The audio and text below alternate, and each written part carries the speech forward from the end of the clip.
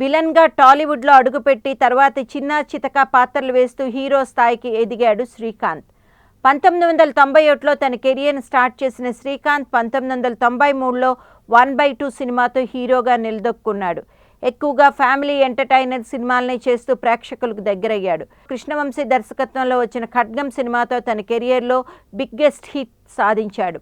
అప్పటి నుంచి సినిమాలు చేస్తున్న అతడి హిట్ పలకరించలేదు. చేసిన సినిమాలన్నీ యావరేజ్, బిలో యావరేజ్గానే నిలుస్తున్నాయి. కొన్ని సినిమాలు చేసే సమయంలో ఇది ఆడదని తెలుస్తున్నా వారికి చెప్తే ఫీల్ అవుతారని బెరుగుతో చెప్పేవాడు కాడట. ఇటీవల కాలంలో ఈ విషయాన్ని మీడియాతో పంచుకున్నాడు.